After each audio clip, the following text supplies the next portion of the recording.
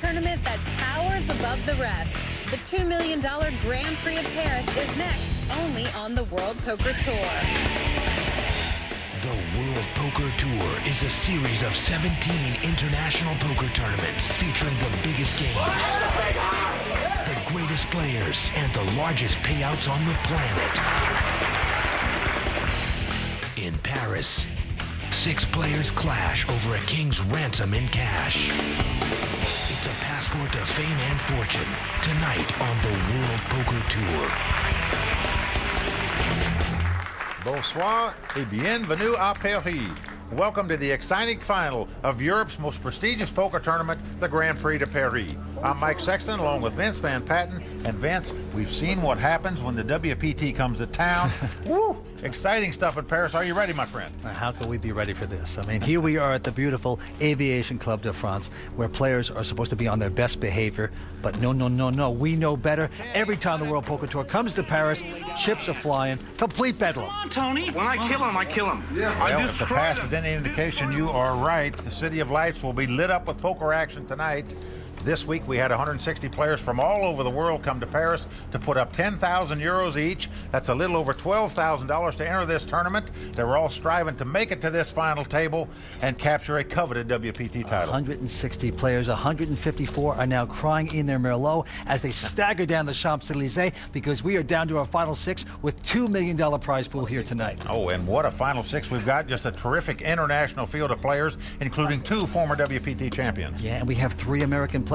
From the first season, superstar WPT player Alan Gehring, he's made the final table, along with 2 so-called amateur players. One is Kurt Kohlberg, he's the president of a management consulting group, and Tim Anders, who actually writes children's books out of Las Vegas. Oh, what a fairy tale story if he wins here tonight. Sure.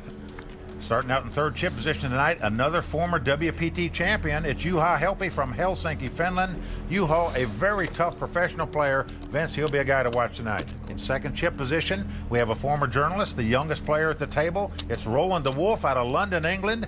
Roland is now a professional player, starting out in good chip position. And our chip leader tonight, Vince, from Paris, a member of the Aviation Club, Michel Zeidenberg. He's in the clothing business. And Vince, the joint's going to be rocking and rolling tonight because they're all going to be pulling for Michel to win. That is right. Vive la France. Butter up your baguette. We're ready to go. Good luck, everybody, and shuffle up and deal. Well, it is great to be back to the Aviation Club de France. It's almost like you're transformed back into time here tonight. Let's go over the structure. Antes are going to be 1,000 in the beginning, with blinds being 4 and 8,000, 479,000 euros to the winner. That's approximately 600,000 US. So a lot of prize money up for grabs, a lot of prestige, international pride, everything on the line. Let's get started. Cards flinging around. Action on Alan Gehring. Look at this on the very first hand. He's picked up big slick ace-king. Well, Alan Gehring, a former WPT world champion, comes in raising for 16,000. Children's storyteller Tim Anders quickly going out. 9-7. Now around to the Roland de Wolf. I backed it at 101 though, so it's not great.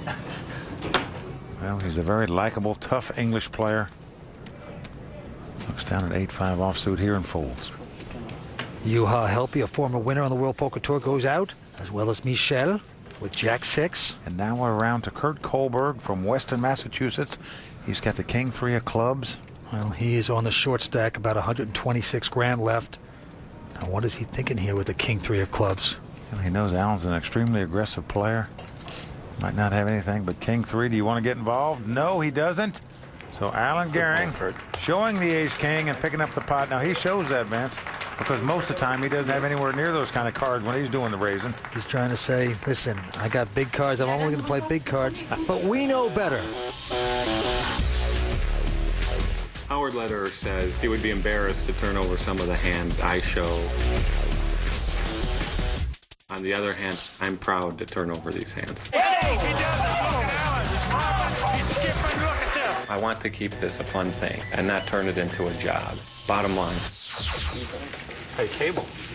Now, Vince, we have the 3 Americans sitting in seats 1, 2, and 3. You know, you sort of get the us versus them feeling here, don't you? Well, we got 2 World Poker Tour champions at the table as well, Alan Gehring and Juha Helppi. So it is a very interesting group. Well, action's going to be on Tim Anders, and this guy is quite a character, as you can see by his dress. He writes children's books. Got the long hair, the sunglasses. Well, he's got ace-9, a pretty good starting hand. He's not going to play around with it. He goes out. Roland DeWolf throwing away the same hand. Juha. Juha Helpy throwing away queen deuce, and now it is around to Michel. He's got king 7 with the button. Well, he raised the pot, comes in for 26,000 here with king 7 offsuit. Into the American Kurt Kohlberg. Kurt's got a wired pair of 8s. The only guy here without sunglasses on. Oh boy. Well, he's right about that.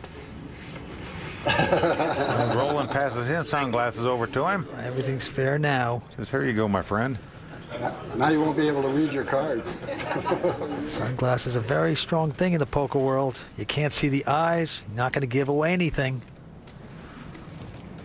Well, he's coming over the top for all his chips here. He's on the short stack.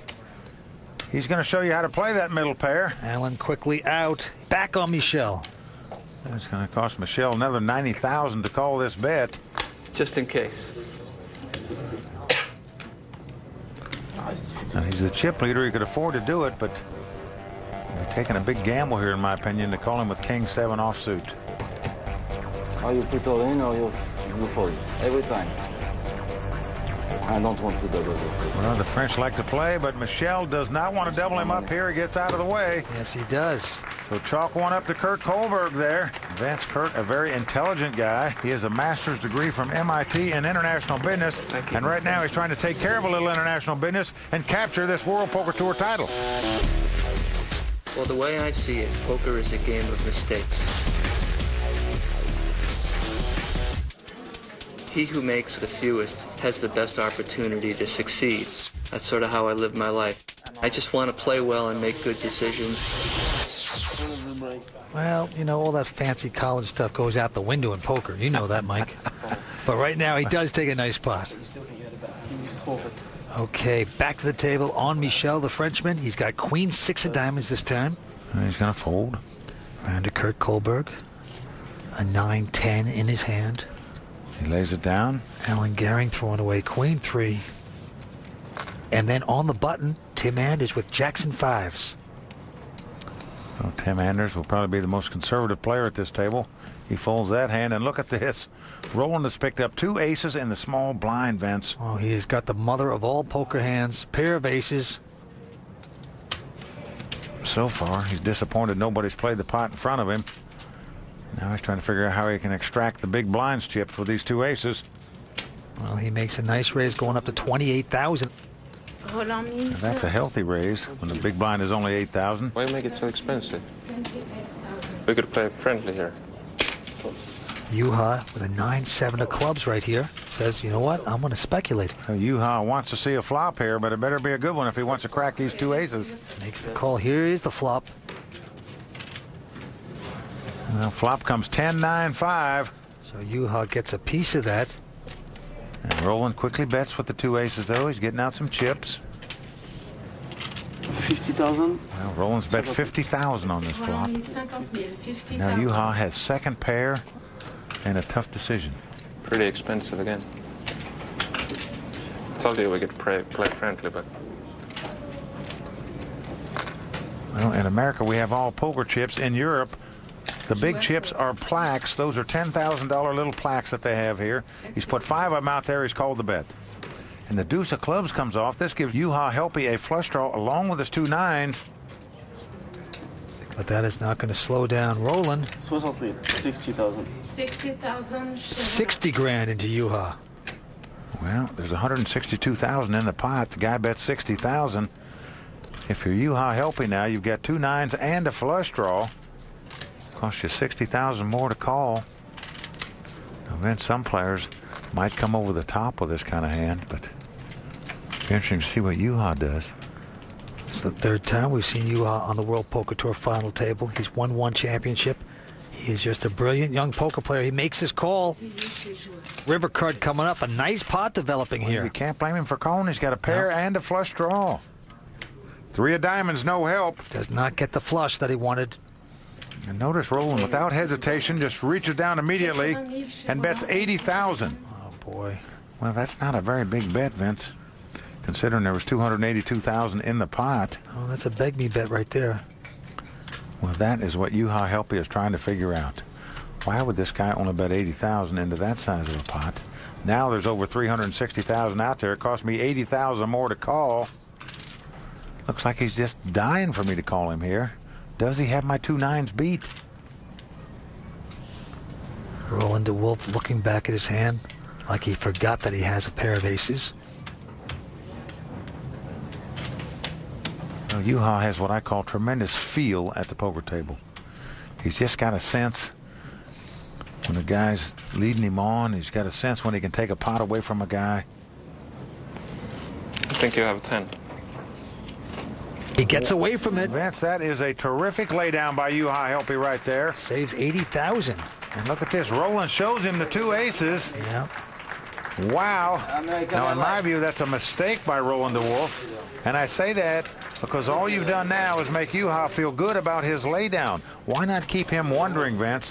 Make his mind puzzled as to whether he made the right decision or not. Well, normally I'll agree with you, but you know, sometimes you want to just disarm a guy, say, let's play friendly here today, let him go after somebody else. Perhaps that's what he was thinking. Let me tell you, Juha Helppi is going to go for your jugular if he gets a chance. Forget about what you showed him earlier.